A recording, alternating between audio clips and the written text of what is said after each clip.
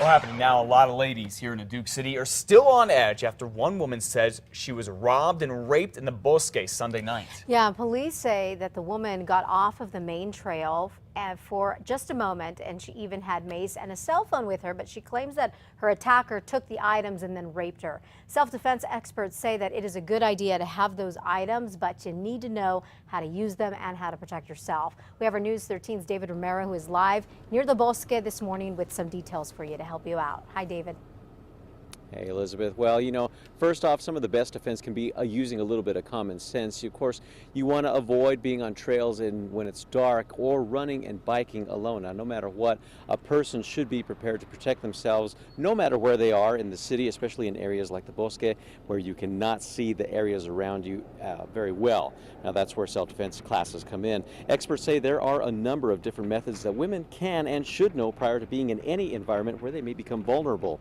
One karate sensei we spoke with says he has heard statistics where as many as 1 in 3 women may be attacked or approached in a violent manner throughout their life. Well, the woman on Sunday's case told police that she had mace, and while that may be a good idea, you can't just buy a can of mace and say, I got a can of mace. You have to know how to use it. You have to know how to have it ready. If it's in your purse and you're not prepared, it's not going to do you any good. And if you can't grab that mace right away, here's a picture of where you can hit an attacker. There's some vital points right there indicated by those red circles, and just hit them good and hit them hard. Now, Sensei Sanders says that a person who demonstrates that they're less likely to be a target, who shows that they're aggressive and not going to be taken advantage of, they come off better to an attacker, and they're less likely to be approached, and they will go to the next person who may not demonstrate themselves to be ready to attack them. So.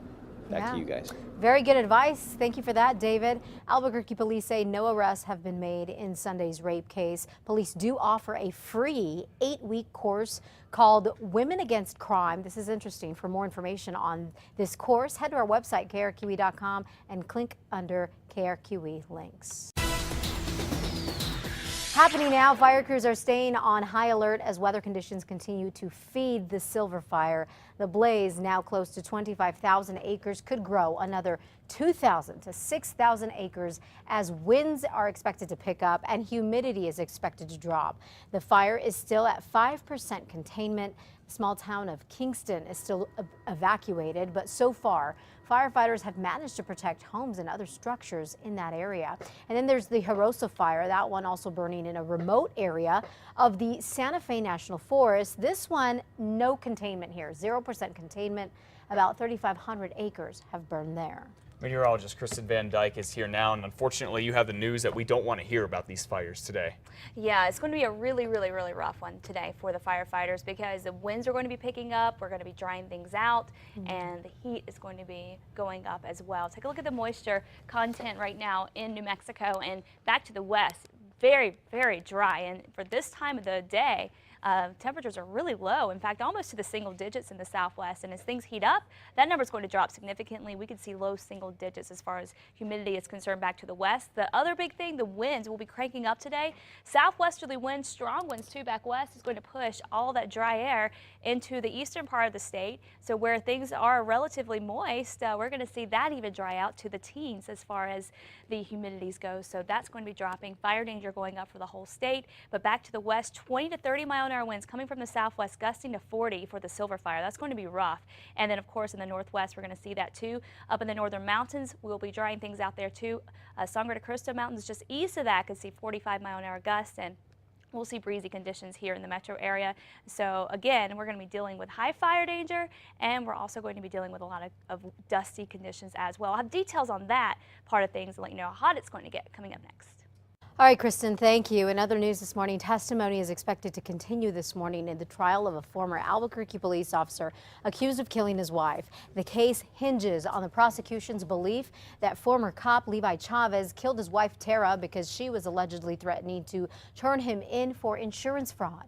Yesterday, the judge pulled the case from the brink of dismissal after Chavez's attorney raised questions about a key prosecution witness. State insurance fraud investigator Richard Farrelly had been looking into allegations Chavez staged the theft of his pickup truck to collect on insurance. Now, the defense claimed Farelli put the trial at risk because he failed to notify anyone that he had interviewed one of Chavez's former lovers, another key witness in the case.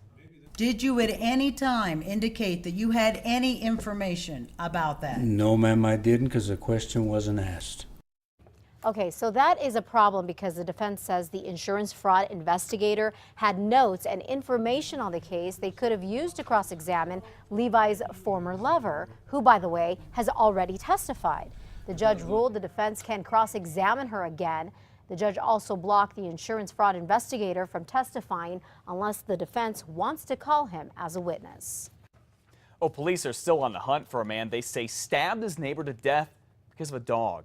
Investigators say this man, Ricardo Villanueva Cordova, attacked his neighbor, Michael Sanchez, at the Valero gas station here at 98th Street and Central yesterday morning. It looks like the two have been fighting about a barking dog for weeks. Then things really boiled over. Villanueva Cordova's family says Sanchez went to their home Tuesday morning to complain about the dog. When Sanchez left, they say they heard the dog yelp and they think it was ran over. Investigators think Villanueva Cordova is now headed to Mexico. Well, a murder case that has taken years to get to trial could take even longer now because of yet another delay. Ronald Santiago is accused of shooting John and Bernadette Olamacher in their home in Paradise Hills in 2005 because they discovered he was stealing from them. At first, police suspected the couple's daughter, Renee. She was the beneficiary of her parents' $1 million life insurance policy, and a lie detector test she took was inconclusive. Last week, the judge ruled Santiago's defense can use that information, but District Attorney Kerry Brandenburg says that violates the rules of evidence and is asking the state Supreme Court to overrule the judge. The trial is supposed to start tomorrow, but again, it all depends on what the Supreme Court decides. Well, here's a story that is 40 years and more than 3,000 miles in the making. Yeah, listen to this. It's all about a woman who thought her mom had abandoned her. Naomi Martinez says she was born in Costa Rica. She was about 5 years old when her father took her and left the country. Well, Naomi thought that her family didn't want her.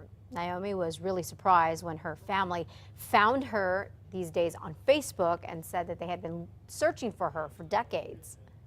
To find out all of a sudden that she had been looking for me all these years and that I am the answer to her prayers is very emotional for me. Wow. Well, on Thursday, Naomi's mom will visit her here in Albuquerque for a reunion that is 40 years overdue. It will come just in time to celebrate her mom's 80th birthday. Leave it to social media. I tell you. Some that's good that they can do. amazing. Can't wait to see that very emotional reunion Yeah. that's coming at the airport tomorrow.